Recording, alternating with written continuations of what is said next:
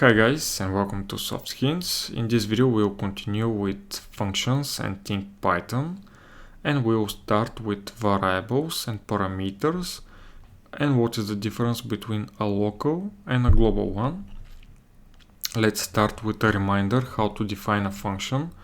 You can use a def keyword in Python, then you need to provide the name for the function printwise, parentheses, an argument. This is an optional, so you can skip them. You have 0, 1 or any number of arguments depending on your needs, and then you have a colon. After that you have the body of the function where you need to indent the statements, and in this function we have two statements, print bros, and this is the header for this function. In the second cell we can see that we have again function definition. The name is getTwice. We have two parameters, and then we have the body. As you can see, we have a local variable which is a result from concatenation or a sum of two arguments, and how this operator is going to behave depends on the types of the arguments. If we have strings, we will have concatenations. These two will be merged into a single string, and if we have an integer, then we will have a sum for this variable. I will remove this statement here. Okay, so let's see the third cell where we have two variables, line 1 and line 2, which are with values string, and then we're invocating the function. As you can see, we didn't have a result from any of the functions because they are not invocated yet, and only in the third line we can invocate the second function, which is invocating the first one. And the invocation of the function is done by the name of the function, parentheses, and providing an argument for this function, as you can see here. And let's check the result. As we thought, we will have concatenation of these two strings, and that will have them two times printed because this function prints two times the argument which is received for it. And now the key for this video: do you think that we can access variable cat outside of this function? You can think a bit. If you say no, you're right, because this function is defining the variable cat as a local one, which means that this variable can be accessed only in the scope of this function, and it's not able to be accessed outside. And this is really a key thing and key feature in programming, because you are able to hide some parts of the program from other parts of the program, and this is doing nice isolation and security for your data. And what about a variable doc? We define this variable here. Do you think that we can access it from this cell here? If you think yes, you're right, because for this cell variable doc is in scope. And do you think that we can access this variable inside the function? If you think yes, again you're right, because this variable here is a global for all these cells, because it's defined on the same level for these cells. But variable cat is a local one, and it's accessible only in the scope of this function, and you cannot access this variable outside. The same is for part 1 and part 2. As you can see, we cannot access them outside because they are not defined anywhere else, but they are in scope for the function. Okay, so let's continue with stack diagrams and why they are important. As you can see, here we have traceback and most recent call, which is returned. We have the error and something else, and let's check what is this and how we can use it in our programs. So this is a stack diagram, which means how the execution flow goes. We have main, get twice and print twice. We already saw print twice and get twice, which are the functions which we defined, but we didn't see main. Main is a special name which is used as an entry point for programs in Python. You can see the variables which are in the scope of main, line 1 and line 2, and their values. Then you can see the function get twice, its arguments and variables and their values, and finally you can see print twice and again its argument. So let's see here. We have get twice, part 1, part 2, and get. We have print twice and Bruce, and finally this is the entry point where we invocate the function, and you can see it here, which is the main. Then we have the rest of the functions. Why this is important? Because when you run your programs, you may see a traceback, which is giving you information where a given error happened, and you can see the entry point, the functions, and also the files where this happened and on which line. And this is exactly how the program flow is going on. And when you need to find a problem with much more and much complex and bigger programs, you will need to understand how this is working, and I will do a quick demonstration a bit later. So we can continue with fruitful and void functions. Let's check fruitful and void function. According to the author of the book, a fruitful function is a function which returns a result, and a void function is a function which doesn't return a result. So you can think for this in this way. Let's import math. This is a module. A module is a collection of useful functions, and you can import the module and then access any functions from this module by using dot notation. So we have the module name, dot, and the name of the function, and we're giving some parameters for this function. Here we have radians, which has a value 50, and this statement execute the function and assign the result to a variable x. In this statement here we have function math square, we have argument 5, we add 1 and divide to 2. And let's check the result. As you can see, for x we have this value, and for golden we have the golden ratio, the famous one, which is presented here. And as you can see, math square 5 returns 2.2 and something else, and these functions are fruitful because they returned a variable or value from their executions. And let's check print twice, the function that we defined already earlier, and I will remove also this because we don't need it. And let's execute the function with print twice and Bing and assign the result from the function to variable which name is result. Let's check what's going to happen with this result. If we try to check the value, we have nothing. Let's print this result, we have none, and let's check the type of this result, we have none type. So if you're confused, don't worry, I will try to make your confusion a bit less. So we have this function.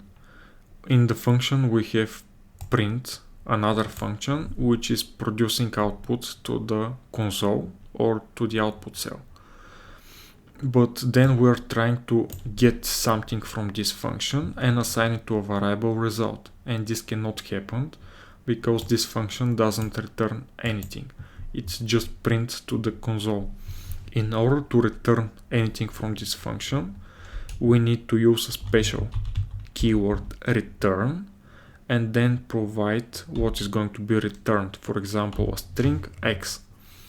And let's try the same again. This time we have result X. We don't have empty cell. We have print result X and we have string as an output. You can return even integer, for example. Let's try to return 1. And as you can see, again we have result. You can return statements. For example, 1 plus 4. And as you can see, this is working fine. But if you remove the return statement from any function, then you return none, which is a special type in Python, and it says that I don't know what is inside this variable, it's not defined yet and I cannot produce it. This is the meaning of none, and we'll speak again for it in the future videos. I wanted also to mention that sometimes you may have functions which returns a result sometimes and they don't return in some situations. For example, this function can return a result if a given condition is met. For example, let's say that if Bruce is equal to 1, we will return X, and otherwise we will not return it. So let's check what is going to happen. We don't return any results so far, and let's provide 1 here and check. Right now, as you can see, we return a result which is X.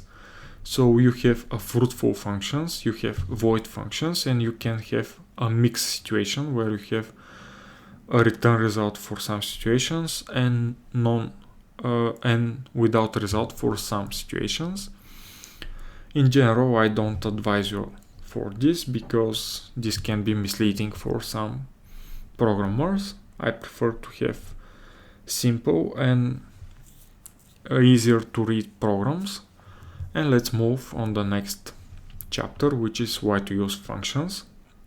So first of all, functions allow you to group statements, and this is going to make your programs easier to read and debug. This is really important one, and you may write it somewhere and check it in the future. After that, your programs will become smaller, and this is going to eliminate the repetitive code, or there is one special, how to say, rule in programming, which is dry. And the idea of this is to avoid to repeat yourself, which is saying do not repeat yourself. And using functions is a good way to avoid this bad practice. I will share in the description below. So you can again make your changes easier. For example, let's say that we have this function print twice several times, and this time we want to change this behavior.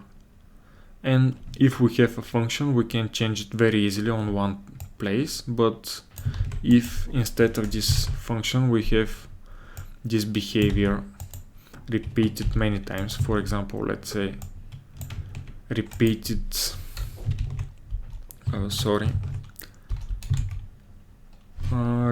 several times, then you need to go and repeat the same change on each place in the code where these changes need to be applied. And if you have a function, you do it only on one place. And also, as you can see, this code is much more complex and it's taking much more lines instead of these 3 invocations, and this is much more easier to be read. Okay, let's remove this. Then you can isolate logical parts and units for your program, which means that you will have one function which is calculating the square, another which is doing a print, and third which is doing something else. And you can follow them very easily. And if you have thousands of lines of code, this is not possible. And finally, I wanted to say that well-designed functions will do your program more useful, easier to read, and you spend less time if you need to do some maintenance on them. And that's all why you need to use functions. Let's move on debugging, why debugging is important and what's actually debugging. The author of the book said that it's like detective work. You need to find what and how happened for this piece of code. So let's start with a simple program. We have repeat lyrics, we have print lyrics 1, 3 and 2, and let's execute this program. And for example, you can see that we have 1, 3 and 2. We want to say why we have this result and why we don't have 1, 2 and 3. In order to understand this, we can do a debugging. We will go with the entry point for this program. In PyCharm you can execute the program with Shift F10 and you can debug it with Shift F9. So we're starting a debug mode. You can see the traceback here, which is shown in PyCharm, and some special variables here. We will step into this function in order to see the execution flow. You can see here repeat lyrics, the name of the file and the line. Then we'll go one level deeper. You can see again that we have print lyrics 1, the file name and the line of the code. And in this way you can see how the execution flow is going. You can also skip a given function and get only the result with step auto. And as you can see, we skipped the function and we just pass through it, but we get the result for this function. And again we can do the same for the last function. In this way you can work with more complex programs and find where is the problem. So as we can saw here, we have this result because we're invoking the function in this order. And let's say that you have this situation here. You expect to have 1, 2 and 3 as an output, and you have it. But let's say that someone is doing something bad and he changed the values inside these functions, and as an output you have 1, 3 and 2, but you expect to have 1, 2 and 3. So we need to debug and find where is the problem. And these functions are not always visible and easier to be understood. Let's check how we can debug this. We can go in the main function. Then we can debug functions one by one. We can see what is going to happen with the first one. And usually we will have these functions separated in different files, folders, modules and so on, and that's why it's really important to understand how you can debug it and see the traceback of the program. Here we have 1, which is the expected result. We are going into the second one where the problem is going to happen, and here we can see why the program is wrong and why we have a bad result. And this is the idea of the debug. Once we know that we have a problem, we can stop the debugging mode and we can run out from each of these functions and we can correct the program. Okay, so that's been said, we can move finally on the glossary and to say again some important parts for functions. A function is a named sequence of statements which is crucial for programming. We saw what is a function definition. We saw that if we don't execute a function, we have only a function object which is created for us and we can execute it later. We saw a header and a body. So this is the header of the function, this is the body of the function. We saw an argument, a local variable, a fruitful and void function. So this function is going to be a fruitful, which if it is returning a result, and void if it doesn't return a result. This is an argument. And finally, dot notation, that you can access functions from different modules by using dot notation, which is shown here. Mat is the module which is imported outside, and we have the function name and the traceback, which is important. Finally, you can see some exercises for homework. You can try to do them. They are really nice and you can train your programming skills with them. Finally, I wanted to say thank you for your good words and the likes that you're giving me, and I wanted to share with you some of the latest videos from this channel. You can select some of them if you like them and check them. I'm trying to do interesting video material for all of you, but if you have any ideas, suggestions or topics, please do share them and I will try to follow them. And this should represent almost all of my videos which are published so far. You can see some are related to Linux, some are related to Python, some are related to PyCharm and Pandas. I will share this link a bit later so you're able to access it and browse my videos in easier and nicer way for you. If you click on any of these videos, you can watch it and do something with it. If you want to see more videos about programming books and some interesting topics about programming, please do subscribe. Thank you for watching and see you next time.